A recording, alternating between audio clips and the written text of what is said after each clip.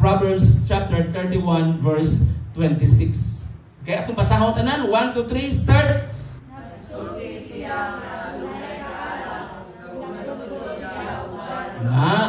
Okay? Sa ato pa dahil sa atong pagtudlo po mga igsoon, ubanan nato sa una kaalam. Welcome back to Born to Praise TV channel. We are created to praise and worship God.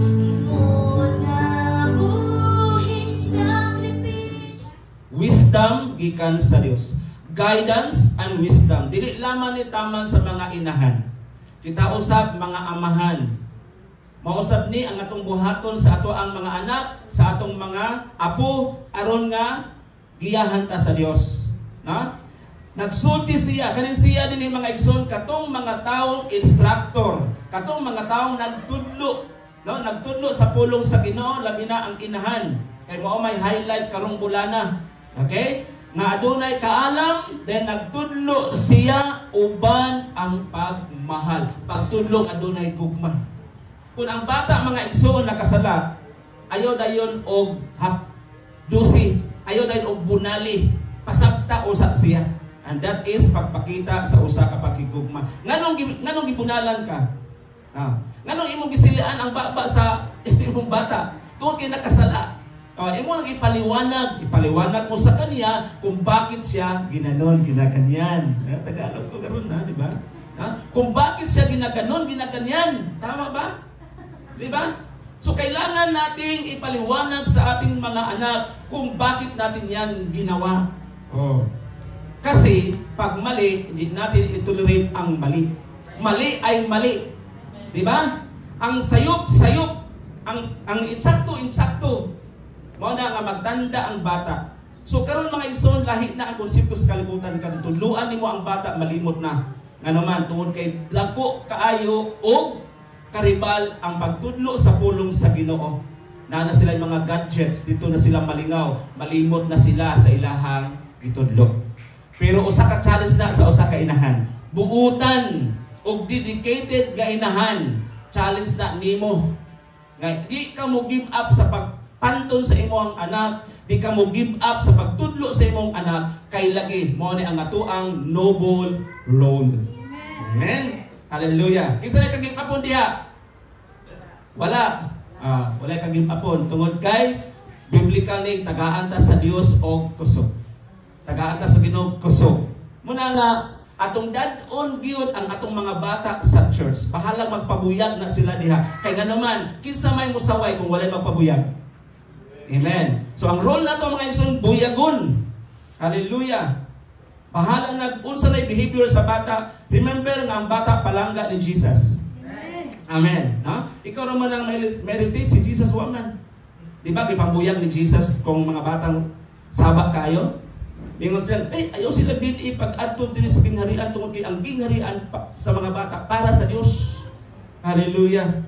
Then matuta mga igsoon sa kanito una, ang mama usa ka magtududlo, educators and instructors, nurturers and caregivers. Saan ang caregivers kung saan ang nurturers? Pagtudlo ka ni siya, igagaw ra ni siya number 1. Everybody say igagaw. Igagaw lang ni sila. Okay. Kung sa may role bilang inahan na nurturers and caregivers, number 1 din ato ang cross reference ani bilang patudlo, Proverbs chapter Isaiah chapter 49 verse 15. Isulti diha, apan mitubag ang Ginoo, makalimot ba ang usa ka inahan sa iyang mga masuso or mga anak? Okay? Dili ba niya kaluy-an ang bata nga iyang gipanganak? Bisan malimot siya, ako dili kayod malimot kaninyo. Unsay connection mga igsoon sa pag-nurture? Ang pag-nurture, ang pagtudlo sa usa ka anak mga igsoon, as what the Bible says in rule number 1, bisan siyang pagkatigulang, dili niya kana malimtan.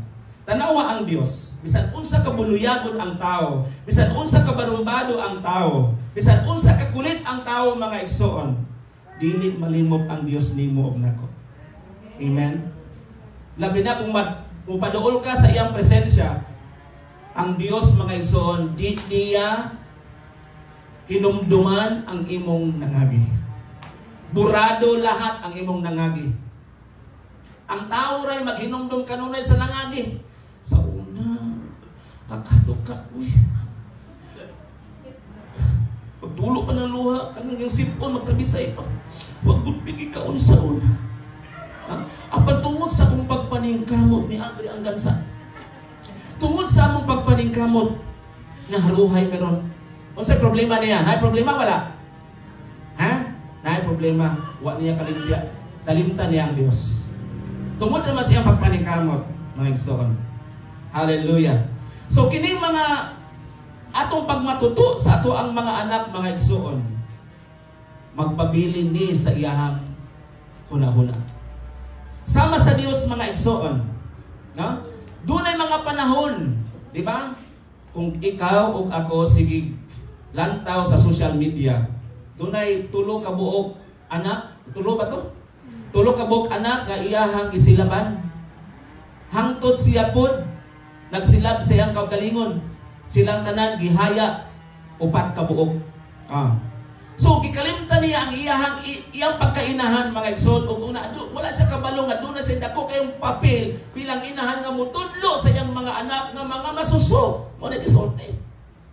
Nagbasa ko ani mga igsoon na nagrimas ako una-una katong nahitabo ni atong usa ka pamilya, mga igsoon. Na kung doon na pala munta siya bandianon nga mensahe gikan sa Dios, dili niya tumahimo. Munang mga ginikanan, mga igsoon, magpaduol ta kanunay sa Dios, babat ta kanunay sa pulong sa Ginoo, kay ang depression is not joke. Is not a joke. Dili sulay-sulay, dili tiaw-tiaw, mga igsoon. Kaya nga naman, ang kaaway, grabe siyang mulita og tao. Iya kang linlason. Pagkamatay na di ang matapos lagi ta ng impas na ng utang. Di ba? Tinuon lang po. Pero hinumdumi, dako kayo tagtulubagon sa Diyos. Remember, usak inahan educators, usak inahan mga inong nurturers and caregivers. Sayang, mga igsoon, ang imong pag-raise up sa imong anak. Unya imo rang i-end, butangan na nimo conclusion, unya dili kabubuton sa Dios. Remember, naingon ang pulong sa Ginoo, walay usang malaglag. Muna kaubuton sa Dios, walay usang malaglag. Apan naghimong Dios ang usa ka tawo kay nagkutlo sa iyang kaugalingon. Hallelujah. Ang Dios dili malimot. Na? Ang tawo, mga igsoon, malimot usahay labi na kung naa sa dako kayong problema. Naa sa panahon, mga igsoon, sa sirkumstansya, malimot siya, mga igsoon, nga doon na pa'y nagmahal sa iya. Kay labi na kung naa siya gitawag og self-centeredness. Ang iya lang kaugalingon, ang iyang giunahuna. Pero kung maghuna-huna siya, nga doon na siya responsibilidad. Labi na responsibilidad nga iyang himayaon ang Dios sa iyang kinabuhi. Dili niya kutloon, lakip ang iyahang inosinteng mga anak. Hallelujah. Dili pa niya kaluyan ang mga bata nga iyang gipanganak. Bisan malimot siya, ako dili malimot kaninyo. Hallelujah. Palakpakan nato si Lord, mga igsoon. Di ta kalimtan sa Ginoo. Kanang imong nangagi, dili na hinumduman sa Dios. Hallelujah. Tungod kay ang Ginoo merciful siya. Kuan sa mga igsoon, dapig siya sa mga linupigan. Sa mga injustice, dapig siya na ang Dios sa mga linupigan. Apan, kinanglan natong i-acknowledge ang pagkamaayos sa Ginoo. I-acknowledge natin siya because doon na siya room. Gitagan ta niya room, panahon, or luna, mga igsoon, sa iyang kasing-kasing. He is a beloved one. Bisan malimot ang mga ginikanan, apan ang Dios dili gyud malimot. Di ba? Ingon ana, mga igsoon, pag mag-nurture ta, mag-nurture ta usa ka tawo, mga igsoon, ikaw nga gatudlo di ka malimot, usahay ang imong gitudloan malimot. Right? Ang imong gitudloan malimot, pero ikaw nga nagtudlo di ka malimot. Ingon ana ang papel sa Dios. Di siya malimot, mga igsoon, sa mga taong giluwas. Usahay ang tao kung padalanginan malimot. Usahay ang tao padalanginan mausog ang iyang structure sa iyang kinabuhi. Pero ang Dios never changes. dili og dili mausog ang Dios mga igsoon. Hallelujah. Kusog ka pagpagpag sa tuwid nga Dios. Hallelujah. Yung anak kagamhanan ang Ginoo mga igsoon nga mo higugma sa iyahang mga nilalang. Munang di mo nay rason mga igsoon nga di nato pakyason ang Dios. May kayunan tag sa wala atong i-lift up ang ngalan sa Ginoo. Tungod kay di siya malimot. Kanang imong pagduol sa Ginoo mga igsoon, dako kayo na siya nga marka sa Ginoo.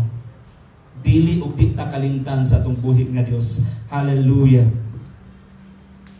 Aside from dili malimot ang Dios mga igsoon, nag-ingon diha sa Psalms 139 verse 13. Psalms 139 verse 13, nakaila ka kanako kay ikaw ang naghimo kanako. Di ba? Nay uban mga igsoon mga amnesia. No? Pag human niya pagawa sa iyang anak, iya ra yung gibilin dito sa wayang. No? Gibilin niya sa wayang mga igsoon kay di siya kanag responsibilidad. Di siya ganahan mga igsoon kay naalang-alang man siya nga pagkainahan.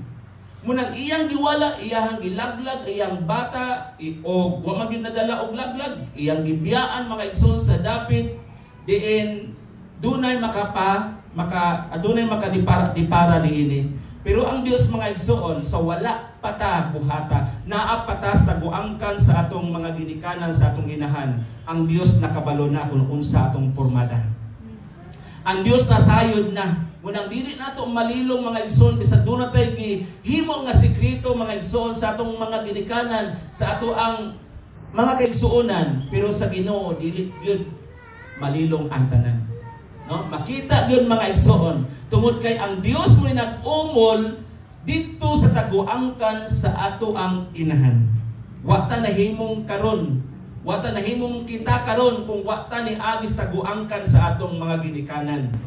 Hallelujah. So mao na mga igsoon, dapat mo na huna-hunaon ato pag-ayo. Di ta matawo na yung kalibutan na kung watay inahan. Di ta mataw makabaton mga igsoon og gininhawa kung wa tay ginikanan. Labaw sa tanan ana mga igsoon ang Dios mo tinubdan sa tanan nga nahimutang kita karon mga igsoon. Hallelujah. Ingon siya nga ikaw ang nag-umol kanako dito sa taguangkan sa akong inahan. Unsa may gipasabot niini sa imong kinabuhi? Nganong gipahibalo man ta nga mao man ka matuoran? Mao man realidad. Ang purpose ani mga igsoon sa Psalms 139 verse 13. Nga ikaw o ako mga igsoon, dapat mo ilata kung kinsa ang tag-iya o tinubdan sa ato ang kinabuhi. Kanang kinabuhi nga naglatay, kanang dugo nga naglatay sa imong kaugatan. Kanang hangin nga nigawas o misulod sa imong ginhawaan mga igsoon, dapat kabaluta kung asa na isagikan. Pasalamat ang mga igsoon tungod kay naginawa patakaron. Nay uban mga igsoon karong mga panahona naay nagtangkil-tangkil mga igsoon og oxygen kay ganahan pa silang mabuhi. Naay nagpa-admit sa hospital para lang yun nga manugtungan ang ilang kinabuhi.